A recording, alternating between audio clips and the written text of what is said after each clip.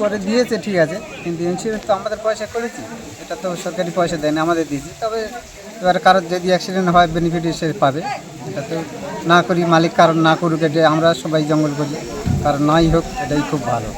ইন্স্যুরেন্সের জন্য কত টাকা দেওয়া যায়? আমাদের ইন্স্যুরেন্সের জন্য প্রতি বছর আমাদের ঘর টাকা দিয়ে করতে হয়, ওটা কারোর কত টাকা? সরকারি টাকা দিতে হয় না, 500 টাকা করে দিতে হয় 2 বছরে। কোথায় জমা দিতে হয়?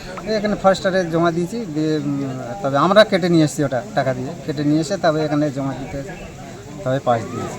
এখানে 55টা আজকে বিএলসি ইস্যু করলাম। তো আমি যেটা দেখছিলাম অন অ্যান অ্যাভারেজ টিমগুলোর মধ্যে 5 থেকে 7 জন আছে, তাহলে আপনারা এবার বুঝতে পারছেন 5 টাইমস বা 6 টাইমস ধরে নিন, সেটা ওই পরিমাণ মৌলি জঙ্গলের মধ্যে যাচ্ছে অফিসিয়াল হানি কালেকশনে পার্টিসিপেট করার জন্য। তাদের হাতে কি কি উপকরণ তুলে দেওয়া আজকে যেটা দেওয়া হলো, ওই পাস পারমিট তো দেওয়াই হলো, তার সাথে সাথে ওদের একটা যে জনতা ইন্স্যুরেন্সের তার একটা কাভারেজ দেওয়া হলো, সেটা কোনো যদি দুর্ঘটনা ঘটে তার কাভারেজের জন্য। এছাড়া ফার্স্ট এড বক্স দেওয়া হলো, এছাড়া দেওয়া হলো আমাদের যেটা পিছনে লাগানোর জন্য যে মুখোশ ব্যবহার করার সুন্দরবনে, সেটা দেওয়া হয়েছে। প্লাস তার সাথে সাথে আমরা গ্লাভস দিয়েছি, কারণ কি গত 3 বছর ধরে আমরা হানিটা খুব সায়েন্টিফিকভাবে উইথ হাইজিন ঠিক মতন কালেকশন করার জন্য ওদেরকে ট্রেনিংও দিয়েছি, যাতে কোয়ালিটি খারাপ না হয়, ঠিকঠাক হানি কালেকশন করা যায়, তার জন্য গ্লাভসও দেওয়া হয়েছে। এভাবে আমরা একটা গোটা কিট রেডি করে ওদেরকে দিয়েছি। আপনি একটা ইন্স্যুরেন্সের কথা বলেন, জনতা ইন্স্যুরেন্সের, এতে মানে কীভাবে উপকৃত হবে, কত টাকা এটা পাবে? ধরুন মানে 1 লাখ টাকা, আই থিঙ্ক কত 1 লাখ টাকা আছে না কাভারেজ, 1 লাখ টাকা কাভারেজ আছে ওটার জন্য। আর সবথেকে বড় কথা হচ্ছে আমাদের তো এই ঘটনাটা, এই যে হানি কালেকশন ম্যাক্সিমাম মাসখানেকের জন্য দেওয়া হবে, কিন্তু এর কাভারেজটা 1 বছর করা আছে সরকারের তরফ থেকে। সো দ্যাট এরপরেও যদি কোনো দুর্ঘটনা ওই পার্টিকুলার, মানে আমরা চাই না কারোর কোনো ঘটুক, যদি কোনো ব্যক্তির কিছু হয়ে থাকে তাহলে কিন্তু গভর্নমেন্টের যে কাভারেজ তার মধ্যে তত সেটাও কাভারেজ চলে আসছে।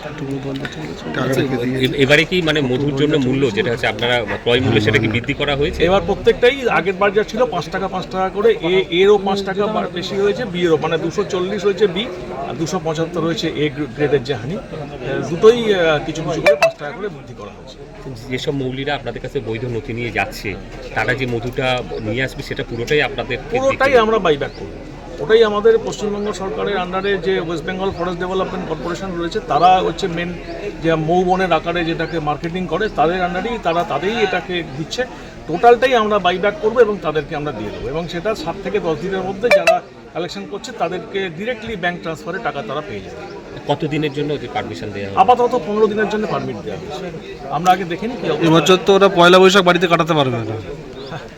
আর আপনি দেখা যাচ্ছে যে বাংলাদেশ থেকে বাইরে থেকে বেশ কিছু এরকম কিছু আসে, যারা এসে ওদের কাছ থেকে মধুগুলো অনেক সময় না, ওইটা যেটা আমরা বলেছি একটু আগে, সেটা হচ্ছে যে এটার জন্য আমাদের ওদের 2-3টে জিনিস করে দেওয়া হয়েছে। একটা হচ্ছে নির্দিষ্ট এলাকার মধ্যে থাকতে বলা হয়েছে, রুট করে দেওয়া হয়েছে, সো দ্যাট আমরা জানতে পারি যে কার কোথায় থাকার সম্ভাবনা আছে।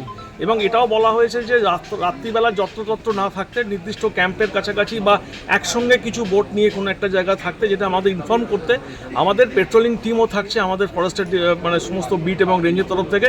প্লাস এখানে কোস্টাল থানা এবং আইসি যিনি আছেন তাকেও আমরা কন্ট্যাক্ট করেছি, তারাও খুব আমাদের কাছে কোঅপারেট করছেন এবং তাদের তরফ থেকেও সহযোগিতা থাকবে। আই থিঙ্ক বিট ওয়াইজ একটা করে, তো সব জায়গাতেই বিট ওয়াইজ প্রত্যেক বিটের কাছেই আছে।